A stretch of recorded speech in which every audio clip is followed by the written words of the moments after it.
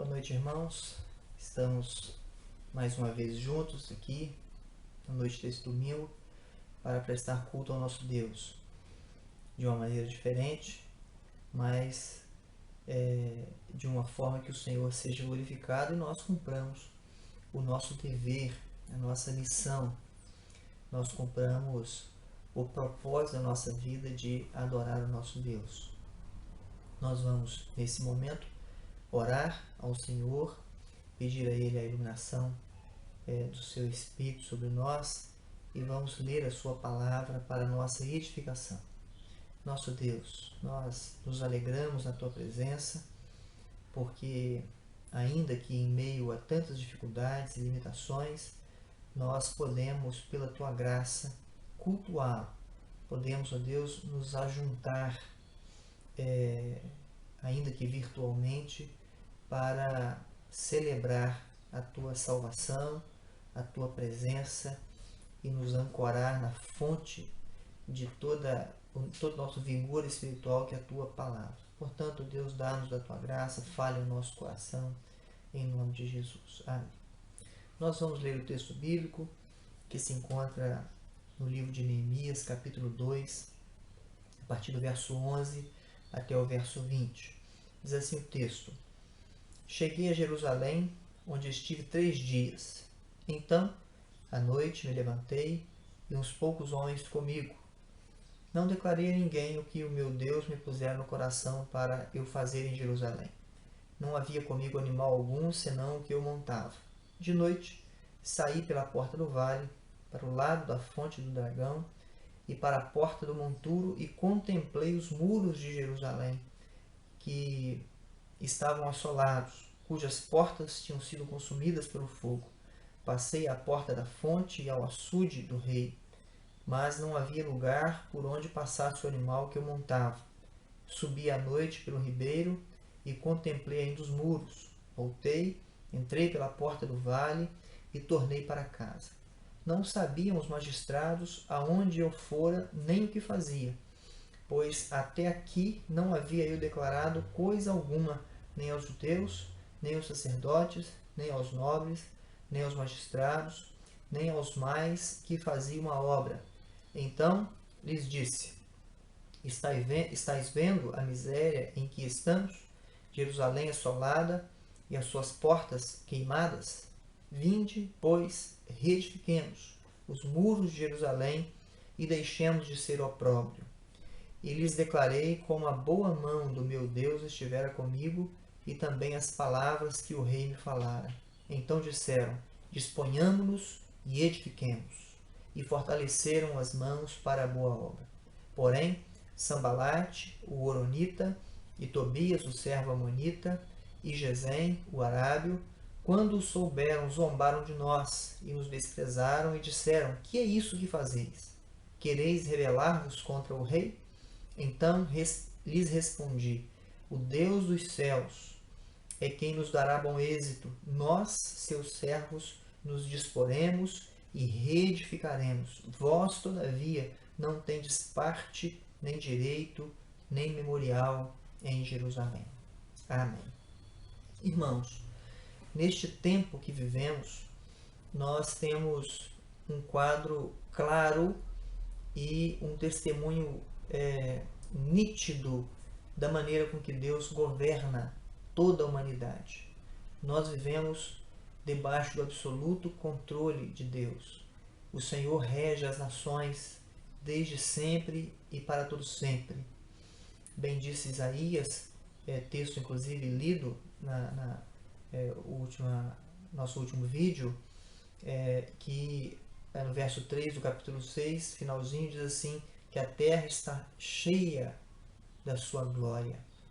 Não há um único momento na história em que a glória do nosso Deus, o seu domínio, não se manifeste em toda a extensão da sua criação. Neste tempo, é igual, está acontecendo. E Deus age de maneiras tão extraordinárias e maneiras tão amorosas para com o seu povo, que Ele usa e aplica esses eventos, essas essas situações que estão fora do nosso controle para o nosso bem. O propósito de Deus é demonstrar a sua graça e o seu amor para conosco. Nesses dias, por exemplo, Deus tem feito coisas que fogem ao absoluto controle das nossas mãos e até mesmo a nossa compreensão. No entanto, Deus nos dá com isto uma oportunidade. O povo de Deus precisa urgentemente pensar nos eventos da sua própria história como oportunidade que Deus dá para o seu crescimento, para o seu amadurecimento e para o seu avanço, para que ele cumpra o seu propósito de forma eficaz. O Senhor tem nos mostrado nesses últimos dias que nós não temos controle de nada, que nós somos absolutamente dependentes dele. Veja que estamos inseridos debaixo de uma pandemia, de uma enfermidade nova, de um vírus minúsculo, pequeno, que tem limitações, pois um percentual muito grande da população sequer terá sintomas. No entanto, ele tem colocado a humanidade de joelhos. Ele tem mostrado que nós não podemos confiar em nós mesmos, nós não temos recursos, nós não temos autoridade, nós não temos esse domínio que achamos que temos. A soberba tem sido subjugada nesses dias. Isso é a mão de Deus. É Deus mostrando que nós não temos o controle que nós achamos ter, que o ser humano imagina ter. E nesses tempos nós somos chamados pela palavra de Deus, constrangidos pela palavra de Deus, a avaliar a nossa vida, avaliar aquilo que tem regido as nossas ações, as nossas motivações, avaliar quais são os parâmetros que temos usado para governar a nossa família, para conduzir o nosso trabalho, para aplicar e exercer a nossa vocação, para desenvolver a nossa fé. Nós somos desafiados a identificar e reedificar as ruínas que possam, e acredito que em alguma medida existam em nossas vidas. Este é um tempo para isso. E a palavra de Deus nos desafia, nos constrange a fazer essa avaliação e a colocar a nossa casa em ordem. Somos chamados a colocar a nossa casa em ordem. Portanto, nesta noite, nós vamos fazer uma breve abordagem no texto lido, orientado pelo tema Identificando e Reedificando Ruínas. E, olhando para o texto, nós podemos apreciar 6 passos para identificar e reedificar as ruínas de nossa vida. Primeiro passo é: use o tempo a seu favor. Use o tempo a seu favor.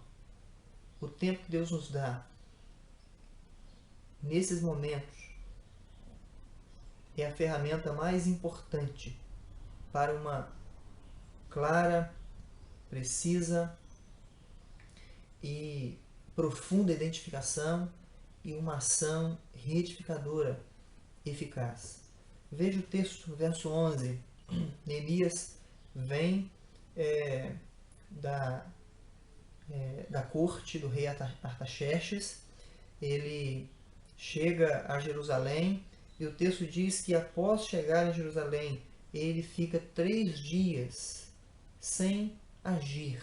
Diz o texto: cheguei a Jerusalém, onde estive 3 dias. Aí o verso 12 começa: então, a partir daí, ele começa a fazer alguma coisa. Veja que Neemias não chega fazendo alarde, ele não chega propagandeando as coisas, ele não chega vendendo nada de suas ideias, ele chega, ele se reclui, ele avalia, ele pondera, provavelmente ele usa esse tempo para oração, reflexão, para conhecer o contexto, as pessoas, para identificar a motivação, o ânimo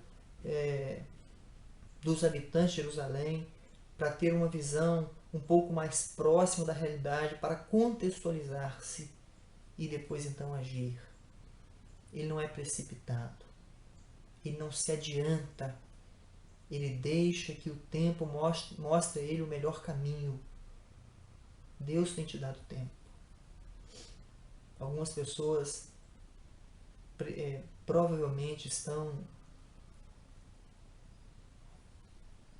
agoniadas nesses dias. Ficar em casa, ficar recluso, ficar sem informações precisas, com informações desencontradas, ficar junto com a sua família 24 horas. Isso é tempo precioso de Deus para que você possa identificar e retificar as arestas, as frestas, os muros, as ruínas que possam existir no relacionamento familiar, na sua vida espiritual, na sua vida profissional. Use o tempo a seu favor. Não seja precipitado, não avance sem a ponderação necessária. Coloque-se diante de Deus, submeta-se ao Senhor e então haja. Segundo passo, envolva no processo quem pode te ajudar. Não inclua pessoas que vão te atrapalhar. Veja o texto, verso 12.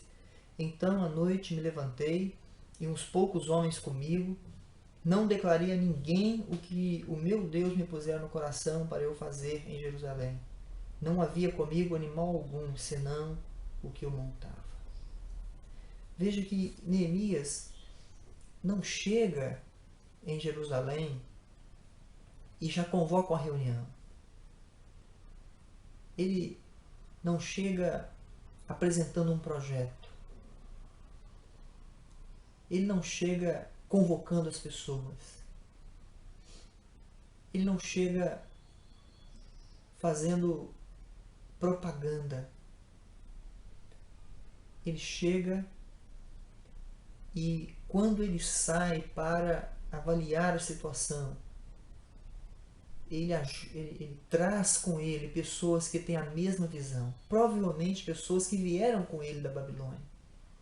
Provavelmente pessoas que já conheciam o propósito, o projeto, que viram o que Deus já havia feito lá, na sua designação, que viram o que Deus já havia providenciado lá para eles. Pessoas que entenderam que aquele era um projeto de Deus. Esses aí, pessoas que tinham interesse no bem da nação, no bem da família de Deus. Pessoas que conheciam a necessidade de uma ação mais ampla e profunda de Deus na vida do povo de Deus. Neemias não leva consigo pessoas que precisavam ser animadas. Haveria e como houve um tempo para isto. Mas para avaliar a extensão do dano, para pontuar as necessidades, para desenvolver o projeto. Os seus mais próximos não foram qualquer um. Ele traz para o processo pessoas que poderiam ajudá-lo. Tome cuidado. Neste tempo que você deve usar para identificar e restaurar coisas na sua vida, ruínas que possam existir. Inclua no processo aqueles que têm maior interesse nisso, a sua família. Inclua seus filhos, inclua seu esposo, inclua sua esposa. Inclua aqueles que estão próximos de você, aqueles que podem orar com você, aqueles que podem caminhar com você, aqueles que vão entender a profundidade das suas necessidades, aqueles que sabem que você precisa avançar e que eles precisam avançar também. Não abra seu coração para aqueles que não têm compromisso com Deus. Terceiro passo. Examine detalhadamente o contexto. Veja que o texto bíblico, a partir do verso 13, diz que Neemias saiu, passou pela porta do vale, pelo lado da fonte do dragão, pela porta do monturo, contemplou os muros, viram como estava, assolados, queimados, passou pela porta da fonte, o açude do rei, e aí voltou porque não dava para passar o animal, subiu à noite pelo ribeiro, contemplou os muros ainda, voltou pela porta e então tornou para casa. Neemias investe tempo para conhecer detalhadamente o contexto. Ele não quer ser leviano, ele não se baseia apenas na informação recebida, ele não se fundamenta tão somente em críticas faladas, ele vai fazer um exame detalhado porque ele tem uma missão de restauração.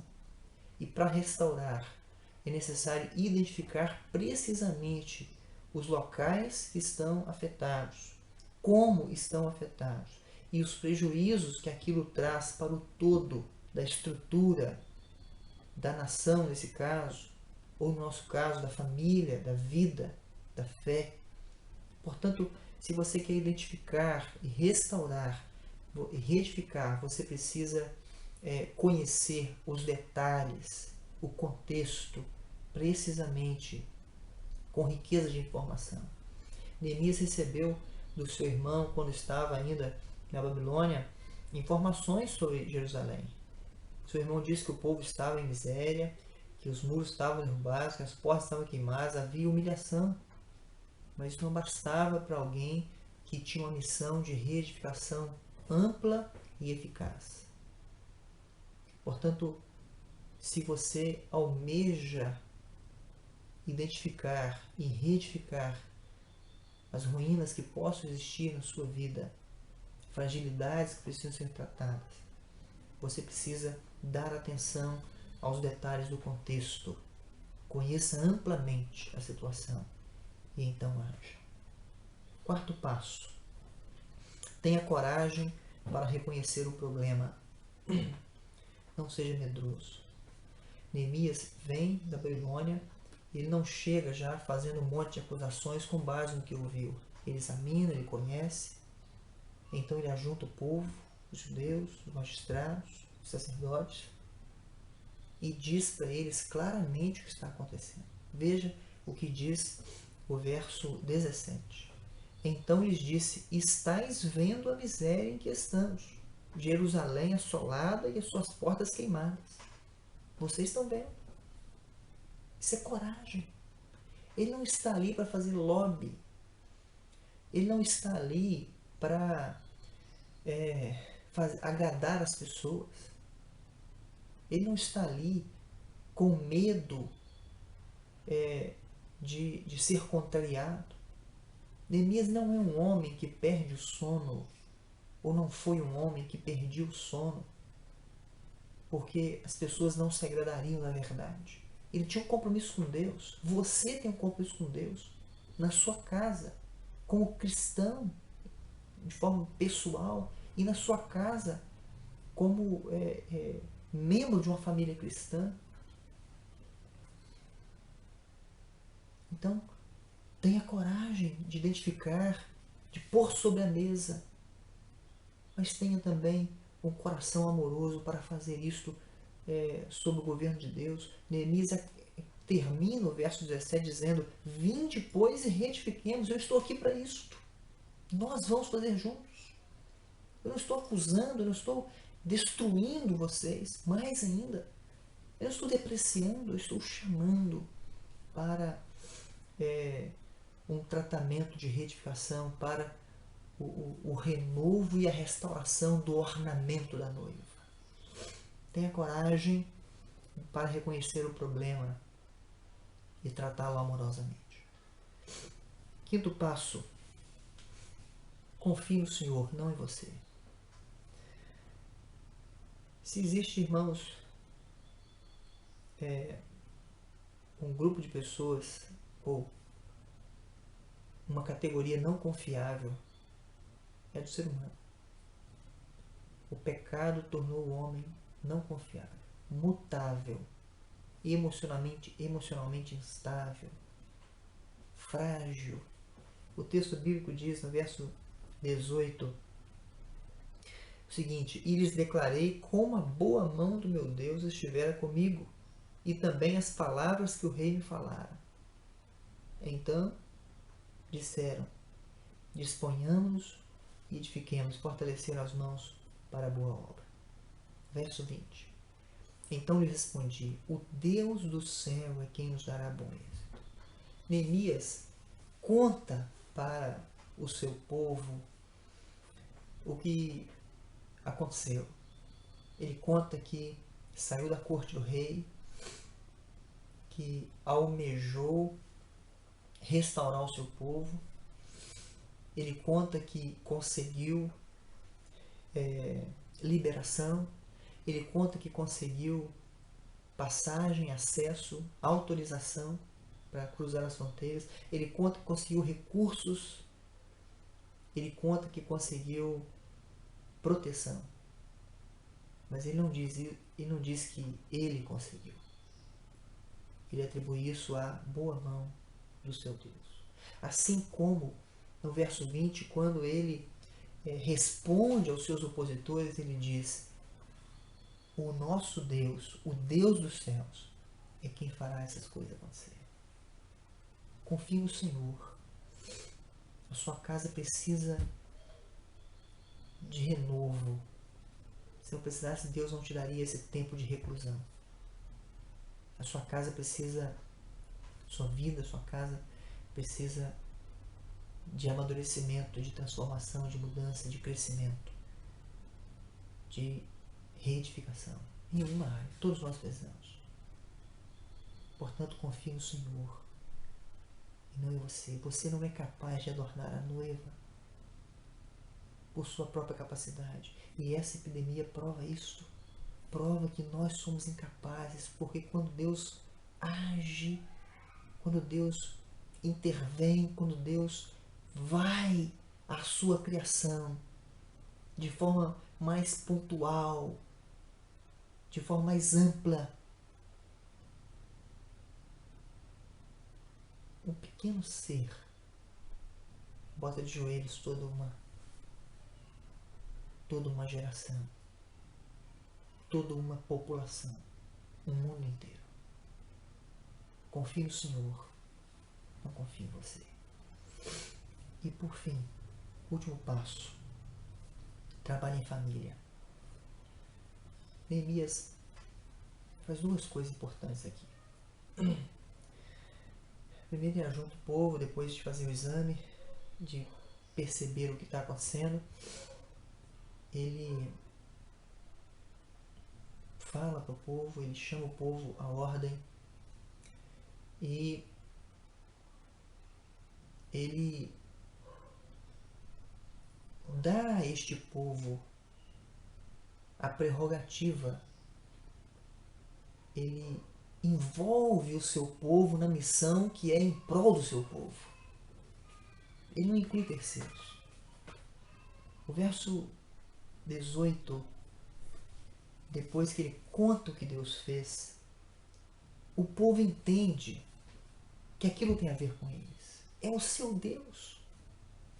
O povo entende que quem fez aquelas coisas foi o seu Deus. O Deus que os seus pais creram, o Deus que eles creem. Ainda que num contexto de ruína e de desânimo, é o Deus deles. Aquela é a casa deles, aquela é a família deles. Não tem lugar para estranhos ali. E Neemias sabe disso, por isso Neemias envolve a sua família para trabalhar em família. E a família responde dizendo: disponhamos-nos e edifiquemos. todos fortalece as mãos para a boa obra.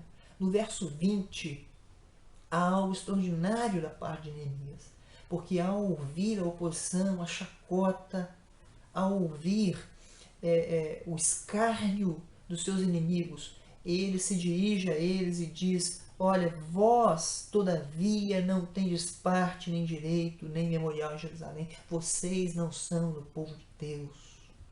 Este é um trabalho para o povo de Deus, que é quem entende a necessidade de viver segundo a vontade de Deus, ornado pela beleza celestial, purificado pela santidade celestial, tendo a mente direcionada com o propósito celestial. Identifique, reedifique as ruínas. Não deixe, meu irmão, passar esse momento. Este é um tempo precioso demais para que venhamos a desperdiçá-lo. Deus tem nos dado um tempo impagável para colocarmos a nossa casa em ordem, a nossa vida em ordem, e para que possamos, após isto, dar a Ele frutos jamais vistos para o nosso bem e para a sua glória. Que Deus o abençoe, fortaleça as suas mãos, o seu coração e te ajude a usar o tempo, te ajude a envolver pessoas certas nesse processo, te ajude a examinar e conhecer detalhadamente o contexto, te ajude a ter coragem, que o Senhor te ajude a confiar nele, que o Senhor te ajude e ilumine a trabalhar em família e pela família, em nome de Jesus. Vamos orar? Senhor, bendito seja o teu nome, que nos tenha abençoado de forma tão preciosa. Muito obrigado pela tua palavra e por esse momento de culto que nos concede. Revigora o teu povo, Deus.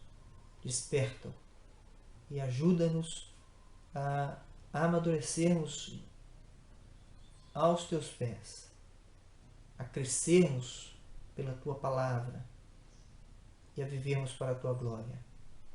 Em nome de Jesus. Amém.